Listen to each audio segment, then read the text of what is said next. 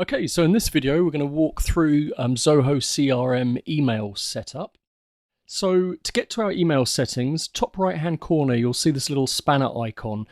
Pretty much all the settings in Zoho CRM can be reached from this screen.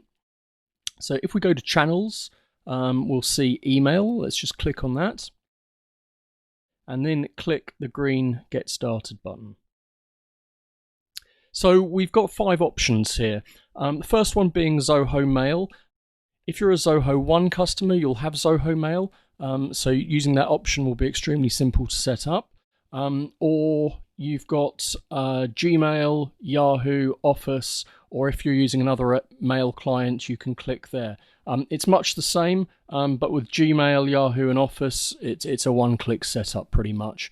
So in this example, I'm going to use Office 365. Now, you've got 2 choices, IMAP or POP.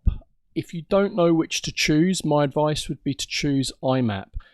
In a nutshell, IMAP syncs your emails with the mail server. So it doesn't actually delete or move any of the messages on the mail server, it just syncs the CRM with the mail server.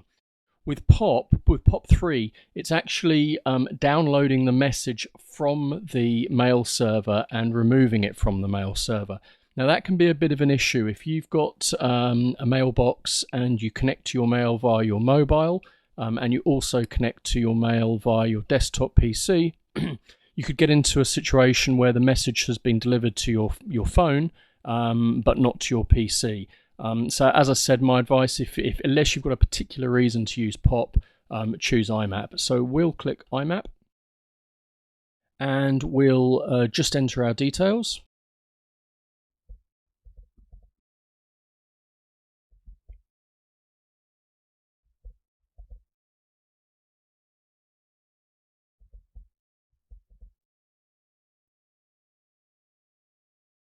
Okay, now on this option, I'm going to select private only me. I don't want my emails visible to anyone else on the CRM. They're just for me. So I'm going to select that and then I'm going to click save.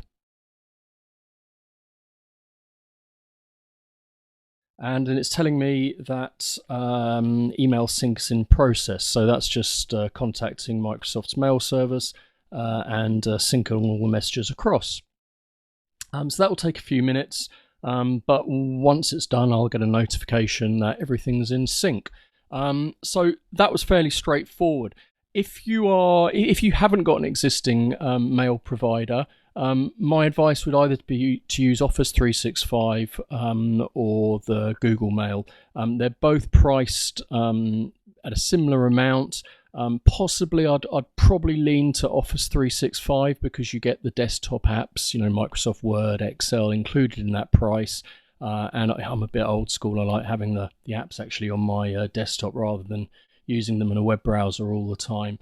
But email wise, they're very, very similar, both solid products.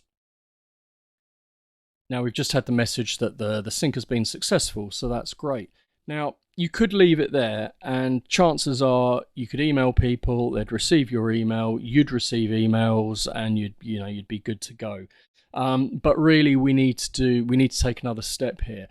If we click on email deliverability, we can set up some records on our domain.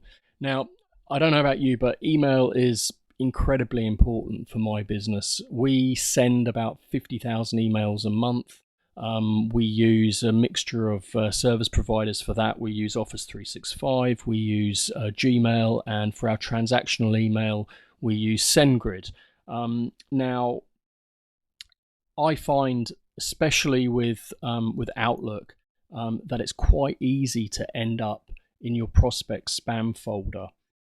A couple of things that we can do here on the domain level that will tell the spam filters that Zoho CRM is actually a part of our domain and they have permission to be sending messages on our behalf, and that helps in a little way to stay out of the spam traps. So in the next video, I'm going to show you how to set up your SPF and DKIM records so that your outbound sales messages will end up in your prospect's inbox.